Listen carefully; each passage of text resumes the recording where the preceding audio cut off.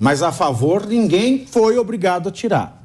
Por exemplo, não só tem espalhado desinformação sobre a necessidade da aprovação do PL da censura, o senhorito Felipe Neto, ele não só tem espalhado desinformação quanto à necessidade da aprovação, como ele ontem, ele acusou, olha o que o Felipe Neto fez e ele ainda está no ar.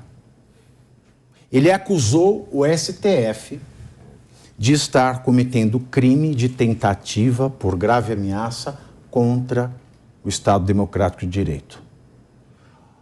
Olha o que ele escreve aí. A votação do PL 2630... Não, vou fazer com a voz dele. A votação do PL 2630 foi adiada. Anotem. Se não for votado, o STF vai vir pesado no meio do ano com a votação da inconstitucionalidade do Marco Civil. E aí as plataformas vão implorar pelo 2630. Na falta de regulação, o judiciário vai vir com tudo. Pior para todos. Fecha. Felipe Neto, nisso aí, o que ele diz? Ele diz o seguinte: olha o que ele diz à população, e ele tem quase 20 milhões de seguidores nesse Twitter.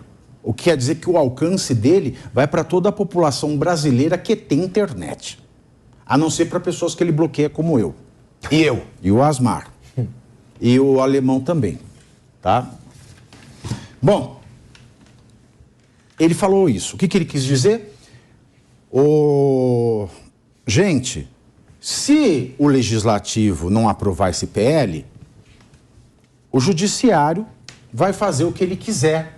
Ou seja, legislativo, ou você obedece o judiciário,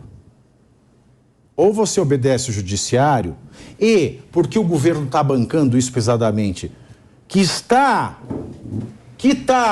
ao lado do governo, o executivo nessa tarefa, ou o judiciário vai massacrar tanto o executivo quanto o legislativo. Então ele fala, legislativo, vocês são um poder independente, tá? Que é o que deve ser numa democracia.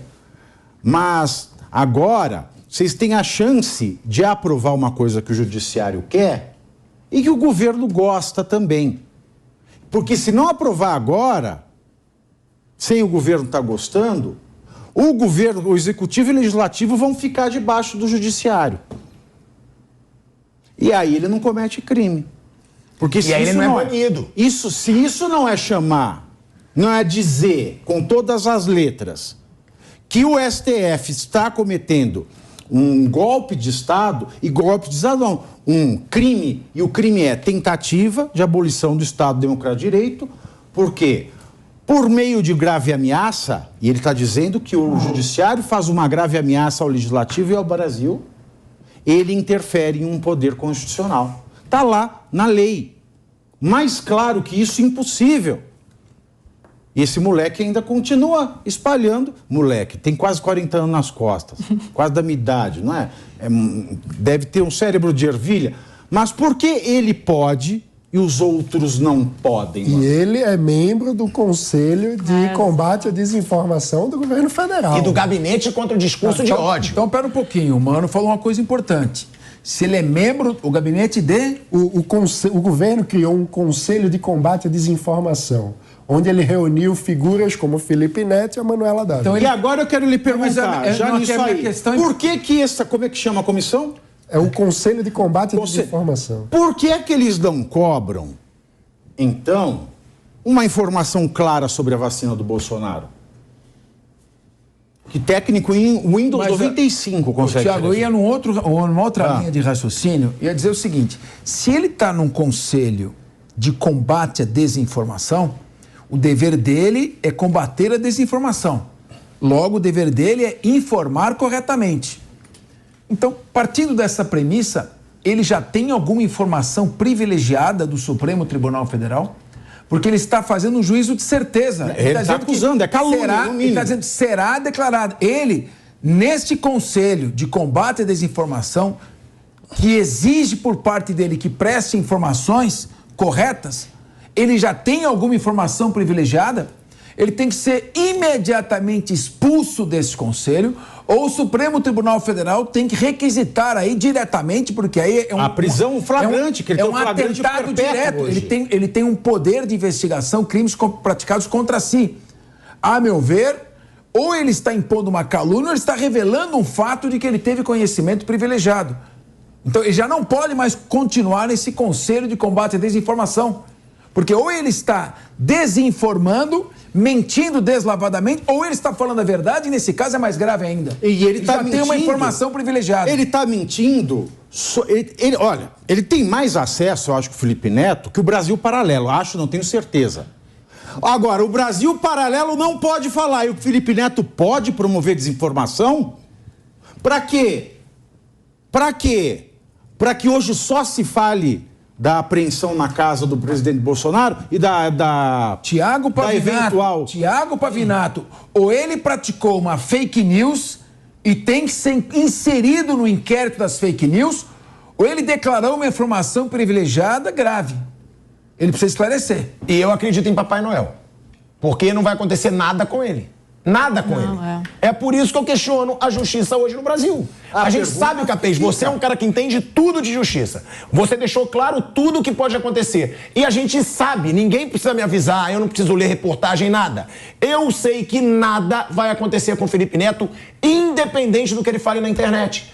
Por quê? Porque a lei hoje, infelizmente, de uma forma vergonhosa, ela funciona para uns e ela não funciona para outros. Como disse o Pavinato, se eu falar algo, eu vou ser banido. Se ele falar algo, ele vai ser banido. Se o Nicolas Ferreira falar algo, ele vai ser banido. Se o Eduardo Bolsonaro falar, ele vai ser banido. Se o Felipe Neto falar, eu garanto, nada vai acontecer. Se o Janones falar, nada vai acontecer. E é por isso que essa PL é tão escandalosa.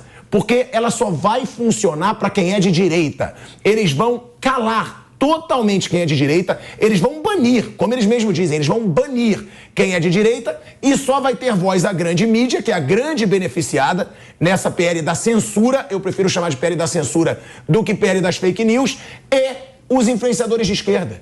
Tá na cara o que eles querem, só não enxerga quem é ignorante. E a gente sabe que grande parte dos ignorantes no Brasil votaram nessa esquerda. E você veja que todos os especialistas em área de algoritmo, metadados, todos eles disseram, não dá para chegar a uma conclusão, essa lei é absurdo, o texto é muito ruim. Estão discutindo há décadas nos Estados Unidos, não chegaram a alguma conclusão, e aqui que o povo fala Facebook, Google, chegaram numa conclusão. E metade do texto foi mudado praticamente na Exatamente, e teve mudança ainda na madrugada. Aí, a questão que fica é a seguinte,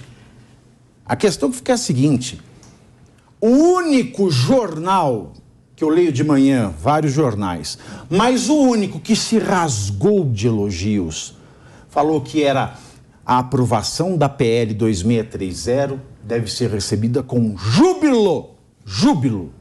A palavra é essa, júbilo. Bonito. Imagina uma coisa, sabe o que é jubilante? Júbilo. Nossa, júbilo é uma palavra que você fala na Bíblia. Júbilo para mim é o êxtase de Santa Teresa d'Ávila. Júbilo é aquela coisa assim, nossa, é mais que alegria, mais que felicidade. Júbilo foi a palavra que ele usou para falar da abolição da escravidão. Pois é, você bate palma com a mão de cima e com a parte de baixo. Júbilo é uma coisa muito fantástica. O único jornal que tratou com júbilo foi o jornal O Globo, que hoje tem informações exclusivas sobre algo que está acontecendo no Brasil e que poderia ser resolvido num país que já tem a solução para fake news.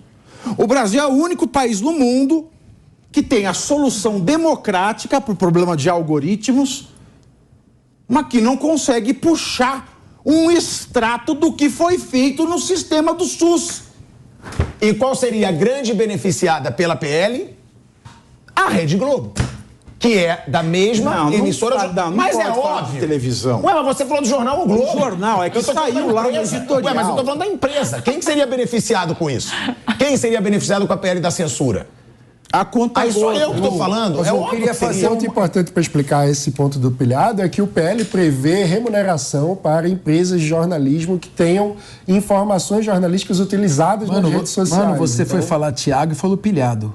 Pilhado. Eu sou pilhado. É um canal no YouTube. Bom. Pilhado. Achei que ele estava adjetivando. Conjunto musical. Agora, o Capês, o último pilhado que ele viu na televisão foi um chacrinha. Eu perguntei se o conjunto do Coldplay é bom. O conjunto musical. Havia traços jurássicos na pergunta. O último pilhado que ele viu na televisão foi um chacrinha. Fui te defender. Agora, uma questão Você já interessante. faz mexer no meu canal Pilhado no YouTube. Se inscreve lá. Tá bom. O artigo 19, que como é que chama o rapaz? Felipe Neto? Está dizendo que vai ser declarado inconstitucional. Ele é de uma lei de abril de 2014. O Marco Civil. Faz 9 anos que está em vigor a lei, o artigo 19 da lei do Marco Civil. Será que agora, casuisticamente, vai ser declarado inconstitucionalidade? Eu acho que é mais um desrespeito dele ao Supremo Tribunal Federal. Felipe Neto... Mais uma manifestação de desrespeito. E há um ministro em particular. Tá? Porque ele desrespeita. Agora, ele continua lá. Então, o Felipe Neto, eu sei que a gente não deve deixar de ler ou consumir informações de lugares que a gente não concorda, mas o Felipe Neto, ele tem uma coleção de discurso do ódio no Twitter dele. Na época que eu pesquisava mais a fundo as fake news para escrever o livro, eu seguia ele, né, justamente para ter um modelo ali. Chegou uma hora que não dava mais para suportar. E qualquer pesquisa que tu der nas redes sociais, tu vai encontrar. O Felipe Neto coleciona discurso do ódio. E aí, Asmar, eu acho que ele saiu do grupo do discurso do ódio que o governo montou, né? Porque será... Não, e vejam, senhores. Ele cresceu com isso. Um dos argumentos para foi. aprovar a PL 2630 era o discorde. Nossas crianças serão vítimas de pedofilia. E as crianças que são vítimas de Felipe Neto? Porque são vítimas, as crianças são vítimas do Felipe Neto. E o texto do projeto não engloba o Discord. Então, foi utilizado retoricamente como se o projeto fosse feito para salvar as criancinhas do Discord. E o PL não inclui o Discord, porque deixa restrito a questão das plataformas de áudio e vídeo. Uma questão que também eu acho interessante, meus queridos colegas, Thiago, eu presidi a Assembleia Legislativa de São Paulo. Eu sei como é que funciona o processo de votação. Eu já vi governos se envolverem diretamente na aprovação de projetos que interessam diretamente ao Executivo.